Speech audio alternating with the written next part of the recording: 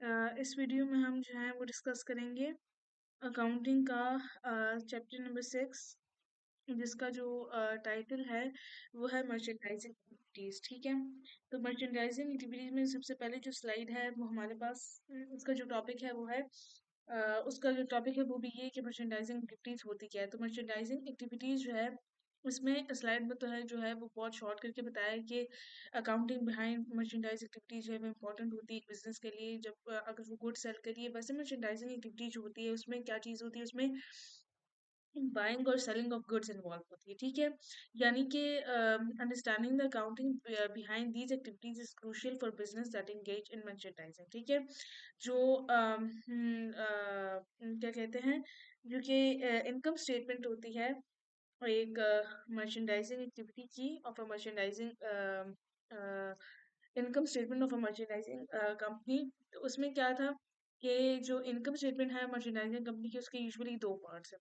जो पहला पार्ट है उसमें है उसका रेवेन्यू, जिसमें उसके सारे जो सेल्स हैं, जो सारे जो सेल्स रेवेन्यू है जो उसने जनरेट किए वो कंपनी से वो उसमें लिस्ट करता है। ठीक है, जो एक्सपेंसेस होती है इसमें हमारे पास दो मेन कैटेगरीज इन्वॉल्व होती है। एक हमारे पास होता है कॉस्ट ऑफ गुड्स सोल्ड और एक होती है हमारे पास ऑपरेटिंग एक्सपेंसेस। तो कॉस्ट ऑफ गुड्स सोल्ड जो होता है उसमें हमारे पास क्या होता है, उसमें हमारे पास होती है direct cost associated with purchasing और प्रोड्यूसिंग द गुड्स सोल्ड। और जो मतलब जो ऑपरेटिंग एक्सपेंसेस होती है उसमें हमारे पास क्या होता है, उसमें हमारे पास इनडायरेक्ट कॉस्ट आती हैं जो कि बिजनेस के साथ रिलेट कर रही होती है, related to running the business, such as जैसे हमारी सैलरीज होती है, रेंट होती है, यूटिलिटीज होती है। तो ये हमारे सारा ऑपरेटिंग एक्सपेंस में ये डायरेक्ट कॉस्ट जो है वो लिस्ट हो जाती है। और जो कॉस्ट ऑफ गुड्स सोल्ड है उसमें हमारी सारी जो डायरेक्ट कॉस्ट है जो कि परचेजिंग और प्रोड्यूसिंग द गुड्स सोल्ड है उससे एसोसिएट कर रही होती है, तो उसमें आ जाती है। ठीक है, फिर जो चौथी स्लाइड है जो उसका टॉपिक है वो है टेकिंग फिजिकल इन्वेंट्री। तो जो फिजिकल इन्वेंट्री का मतलब क्या होता है, टेकिंग फिजिकल इन्वेंट्री का मतलब ये है कि conducting a physical inventory count जो है वो बहुत ज़्यादा ज़रूरी होता है कि हम किस तरह एक्यूरेसी और अकाउंट की जो डिस्क्रिपेंसीज हैं तो उसको इंश्योर कर सकें। ठीक है, तो चेकिंग अकाउंटिंग चेकिंग एक्यूरेसी में हमारे पास ये होता है कि वेरीफाई कर सके कि अकाउंटिंग के जो इन्वेंट्री रिकॉर्ड्स है वो मैच कर रहे हैं फिजिकल काउंट को। चेकिंग एक्यूरेसी का मतलब ये होता है। जो श्रिंकेज होती है तो उसका मतलब क्या होता है कि account for losses due to have the damages और एनी अदर फैक्टर्स। यानी कि श्रिंकेज में वो सारी लॉसेस आती हैं जो कि हमारे चोरी से हुई भी होती हैं, हमारी डैमेज से हुई भी होती हैं, कंपनी की हमारी और फैक्टर्स है उससे हुई भी होती है। ठीक है, और जो एडिशनल स्टेप्स हैं जो कि फिजिकल इन्वेंट्री में इन्वॉल्व होते हैं, वो सबसे पहले हमारे पास आता है प्रिपरेशन। ठीक है, प्रिपरेशन में क्या होता है कि हम एम्प्लॉयज़ को नोटिफाई करें, उनको प्रिपेयर करें, और एम्प्लॉयज़ को नोटिफाई किया जाए, इन्वेंट्री शीट्स प्रिपेयर किए जाए। ठीक है, और फिर काउंटर्स को असाइन किया जाए। फिर आती है काउंटिंग। काउंटिंग में क्या होता है, काउंटिंग में होता है कि फिजिकली काउंट किया जाए इन्वेंट्री आइटम्स को, रिकॉर्डिंग क्वांटिटीज़ को, डिस्क्रिप्शंस को। फिर वेरिफिकेशन आती है तीसरी के फिजिकल काउंट्स को जो है वो कंपेयर किया जाए इन्वेंट्री काउंट्स के साथ, और जो है डिस्क्रिपेंसी जो है उसको इन्वेस्टिगेट किया जाए। चौथा जो है वो आता है एडजस्टमेंट। एडजस्टमेंट में क्या होता है, एडजस्टमेंट में होता है कि making necessary adjustments to inventory records. ठीक है, नेसेसरी एडजस्टमेंट्स किए जाए इन्वेंट्री रिकॉर्ड्स में एंड फाइनेंशियल स्टेटमेंट में। जो एक्यूरेट इन्वेंट्री मैनेजमेंट है वो बहुत ज़्यादा ज़रूरी होती है मर्चेंडाइज कंपनीज के लिए। ठीक है, क्योंकि वो क्या करती है, वो डायरेक्टली इम्पैक्ट करती है फाइनेंशियल स्टेटमेंट और बिजनेस डिसीजन। फिर जो पांचवी स्लाइड है उसमें हमें क्या उसका जो टॉपिक है कंप्यूटिंग कॉस्ट ऑफ गुड्स। ठीक है, तो हम जो कॉस्ट ऑफ गुड्स सोल्ड है उसकी कॉस्ट ऑफ गुड्स सोल्ड है तो उसको किस तरह कंप्यूट कर सकते हैं। जो कॉस्ट ऑफ गुड्स सोल्ड है वो एक क्रूशियल कंपोनेंट होता है मर्चेंडाइजिंग कंपनी के लिए।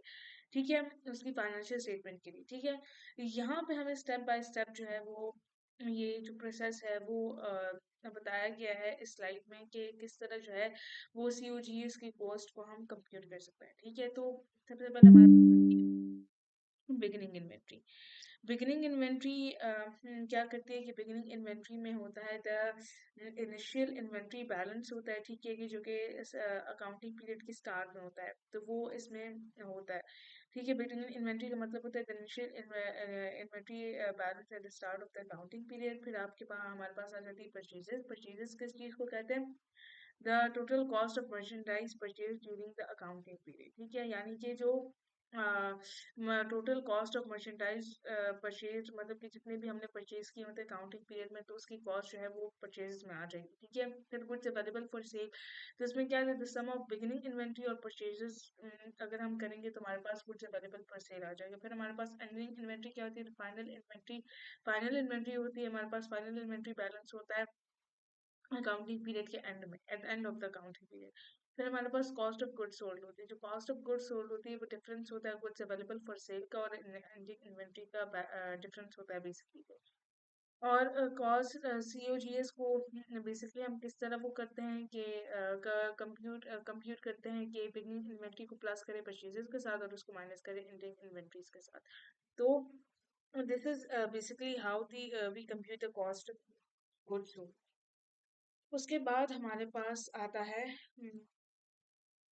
उसके बाद हमारे पास आता है credit terms and cash discounts. तो क्रेडिट, इसमें हमारे पास पहले तो दो की पॉइंट्स इस स्लाइड में डिस्कस हुआ है। एक होता है क्रेडिट पीरियड और दूसरा है डिस्काउंट पीरियड। तो क्रेडिट पीरियड क्या होता है, credit period is a time allowed for payment, और जो डिस्काउंट पीरियड है उसके नीचे लिखा हुआ है shorter period for early payment discount. इसका मैं एक्सप्लेन करती हूँ कि जो credit terms and cash discounts हैं वो एसेंशियल कंसेप्ट होते हैं मर्चेंडाइजिंग ट्रांजेक्शन्स में। जो क्रेडिट पीरियड है उसका मतलब ये होता है कि the time allowed for payment. ठीक है, usually specified in terms. For example कि नेट 30 अगर हम लिखें उसमें, तो उसका मतलब क्या होगा कि payment is due within 30 days. तो हमें क्या करता है, ये हमें टाइम बताता है कि इतना टाइम जो है वो हमारे पास अलाउड है पेमेंट के लिए। ठीक है, फिर डिस्काउंट पीरियड क्या करता है कि डिस्काउंट पीरियड यूजुअली उसको कहते हैं shorter period for early payment, offering a discount for prompt payment. For example अगर हम 2/10 लिखें या नेट 30 लिखें, तो उसका मतलब क्या होगा कि 2% डिस्काउंट है for payment within 10 days या with the full amount due within 30 days. ठीक है, डिस्काउंट पीरियड हमें क्या बता रहा है, डिस्काउंट पीरियड हमें बताता है कि कितना डिस्काउंट हमें मिलेगा अगर हम जो है इतनी जल्दी पेमेंट करें या हम इन दिनों में पेमेंट करें। ठीक है, so this is basically what was discussed in this topic, credit terms and cash discounts.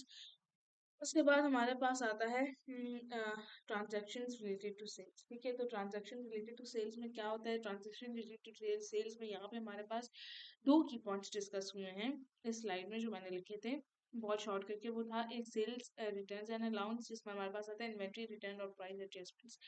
दूसरा हमारे पास सेल्स डिस्काउंट, जिसमें हमारे पास आता है discounts taken by customers for early payment. इसकी एक्सप्लेनेशन ये है कि जो sales transaction related to sales का मतलब क्या होता है कि जो सेल्स ट्रांजैक्शन होते हैं वो उसके अंदर रिटर्न भी इन्वॉल्व हो सकते हैं, उसके अंदर अलाउंसेस भी इन्वॉल्व हो सकते हैं, उसके अंदर डिस्काउंट्स भी इन्वॉल्व हो सकते हैं। ठीक है, तो सेल रिटर्न एंड अलाउंसेस का मतलब क्या होता है कि जब एक कस्टमर एक मर्चेंडाइज को रिटर्न कर लेता है और रिक्वेस्ट करता है प्राइस एडजस्टमेंट्स के लिए, ठीक है, कि मुझे इतने में ये चीज कर दे, तो जो सेलर होता है वो क्या करता है, वो इन ट्रांजेक्शन्स को रिकॉर्ड कर लेता है। जब वो इन ट्रांजेक्शन को रिकॉर्ड कर लेता है तो वो सेलर क्या करता है कि वो रिटर्न करता है reduce sales revenue, sales revenues का रिटर्न कर लेता है।